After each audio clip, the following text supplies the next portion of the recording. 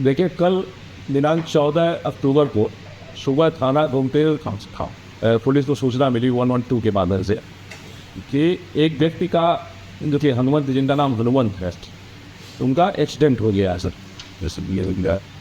ये सूचना उनके मृतक के पत्नी की तरफ से आई थी। सूचना पे तत्काल थाना प्रभारी घूमते मौके पे पहुंचे और फील्ड यूनिट की टीम को भी बुलाया गया वहाँ मौके पे।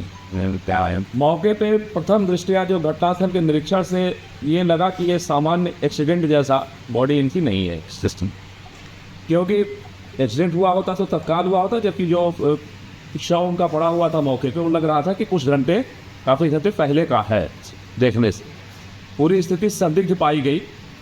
जो जिन लोगों ने सूचना दिया था, मृतक की पत्नी, उनसे भी बातचीत की गई तो उनकी भी बातों में काफ़ी विरोधाभास पाया गया।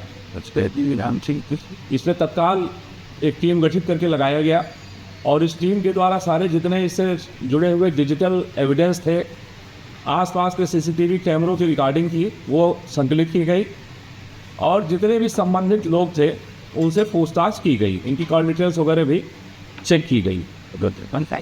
इसके आधार पर जो घटनाक्रम निकल करके आया वो काफ़ी गंभीर था। इसमें ये जानकारी हो पाई कि मृतक की पत्नी से उसका संबंध ठीक नहीं था। जो पूछताछ से जो चीज़ें निकल के आई, घर परिवार के लोगों ने बताया कि मृतक की पत्नी का संबंध कहीं अन्य भी कुछ स्थानों पर था। इस बात को लेकर के मृतक और उनकी पत्नी के मध्य हमेशा विवाद होता रहता था और इसी के बाद इनकी पत्नी के द्वारा इनको अपने रास्ते से हटाने की, इनकी हत्या करने की योजना बनाई गई। इस क्रम में इनका एक संबंध कमलेश नाम के ई रिक्शा चालक से हुआ, जो कि मूल रूप से फतेहपुर का रहने वाला था, थाना फतेहपुर क्षेत्र का, लेकिन लखनऊ में अपरान चौकी के पास वो रह रहा था।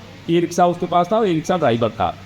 इससे विगत कुछ दिनों से इनका संपर्क हुआ था, संबंध हुआ था और इन दोनों लोगों ने मिल करके इसके मृतक को, जो कि इनका पति था, उसको रास्ते से हटाने की योजना बनाई। कल ये लोग लखनऊ गए हुए थे और लखनऊ से वापस देवा होते हुए लौट रहे थे। रास्ते में देवा के पास इसने कहा कि मुझे मोटरसाइकिल से आना था इनको, लेकिन बताया कि मुझे ठंडी लग रही है और मैं ऑटो रिक्शा वहाँ पे था, ई रिक्शा था, ई रिक्शा से जाने के लिए बताया। और जो अभियुक्त कमलेश है, कमलेश का ई रिक्शा एग्जैक्ट उसी पॉइंट पे लगा था जहाँ पे इसने बाइक रोकी और ये जा करके अभियुक्ता उसी ई रिक्शा में बैठ गई कमलेश के।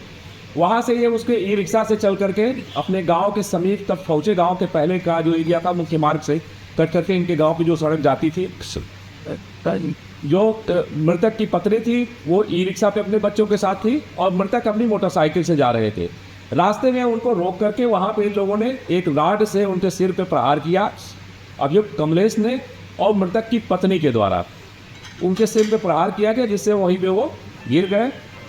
पूरे घटनाक्रम को हत्या करने के बाद इसको दुर्घटना का स्वरूप देने का इनके द्वारा यत्न किया गया, प्रयत्न किया गया और उसके बाद हत्या करने के बाद रात में वापस ये फिर लखनऊ चली गई उसी ई रिक्शा चालक के साथ और वहाँ से कुछ घंटे के बाद सुबह पुनः घटनास्थल पर आकर के इनके द्वारा एक्सीडेंट की सूचना दी गई और पुलिस को गुमराह करने का प्रयास किया गया।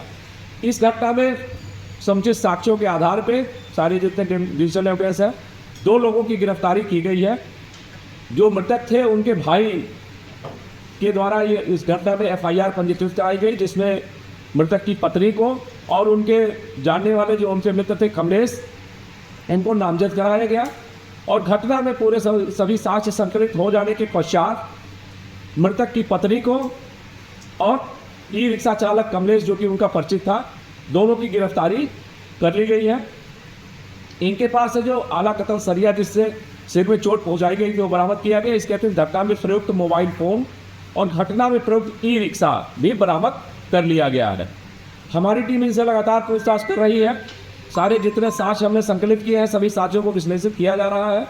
आगे और जो फैक्ट निकल करके आएंगे उसके आधार पर अग्रिम विधिक कार्रवाई की जाएगी।